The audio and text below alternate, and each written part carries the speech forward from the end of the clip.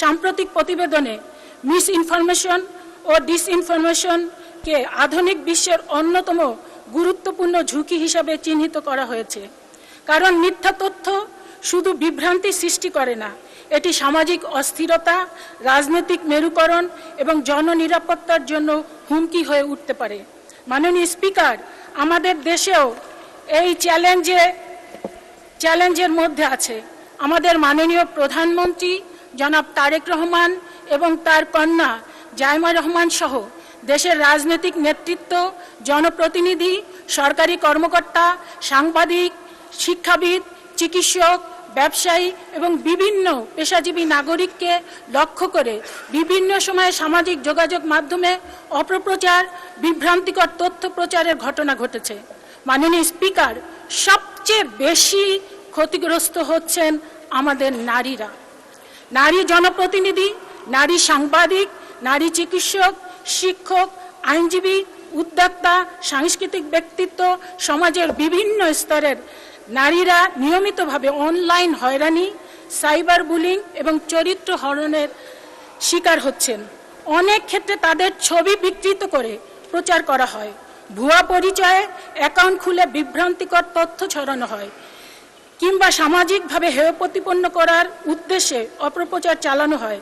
আরও উদ্বেগজনক বিষয় হলো কন্যা শিশু ও কিশোরীরাও এই ডিজিটাল হয়রানির ঝুঁকির মধ্যে রয়েছে। এই ধরনের কর্মকাণ্ড শুধু ব্যক্তির মর্যাদা ক্ষুণ্ণ করে না, বরং মানসিক স্বাস্থ্য, শিক্ষা, কর্মজীবন এবং সামাজিক নিরাপত্তার উপরও নেতিবাচক প্রভাব ফেলে। মাননীয় স্পিকার, সাইবার অপরাধের প্রকৃতি আজ আন্তর্জাতিক।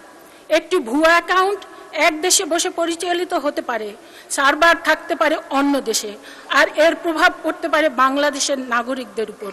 ফলে এই চ্যালেঞ্জ মোকাবেলায় কেবল জাতীয় প্রচেষ্টা যথেষ্ট নয়, আন্তর্জাতিক সহযোগিতা অত্যন্ত গুরুত্বপূর্ণ। সামাজিক যোগাযোগ মাধ্যম পরিচালনাকারী আন্তর্জাতিক প্ল্যাটফর্মগুলোর সঙ্গে কার্যকর যোগাযোগ, তথ্য বিনিময় এবং আইনসম্মত সহযোগিতা বৃদ্ধি করা প্রয়োজন, যাতে এই অপরাধমূলক কন্টেন্ট দ্রুত শনাক্ত অপসারণ করা যায়, অপরাধীদের বিরুদ্ধে যথাযথ ব্যবস্থা গ্রহণ সম্ভব হয়। মাননীয় স্পিকার, আমি মনে করি বর্তমান বাস্তবতায় কয়েকটি বিষয়ে বিশেষ গুরুত্ব দেওয়া প্রয়োজন। প্রথমত, ভুয়া আইডি, সমন্বিত বট কার্যক্রম এবং এআই নির্ভর বিভ্রান্তিকর কন্টেন্ট শনাক্ত করার জন্য প্রযুক্তিগত সক্ষমতা আরও শক্তিশালী করতে হবে। দ্বিতীয়ত, সাইবার অপরাধ তদন্তকারী সংস্থা, মাননীয় সদস্য, আপনার প্রশ্ন বোধহয় আমার শেষ হয়ে যাবে, 1 মিনিটের মধ্যে, আপনি তো সমাধানে যাচ্ছেন, সক্ষমতা বৃদ্ধি করতে হবে। তৃতীয়ত, নারী ও শিশুদের জন্য নিরাপদ ডিজিটাল পরিবেশ নিশ্চিত করতে বিশেষায়িত সহায়তা ও দ্রুত প্রতিকার ব্যবস্থা আরো কার্যকর করতে হবে। মাননীয় সদস্য, may I humbly request you to take seat please. আপনার কোশ্চেন হয়েছে, উত্তর দিবেন মাননীয় মন্ত্রী। Please take your seat. Thank you. মাননীয় সদস্য, আপনাকে অসংখ্য ধন্যবাদ।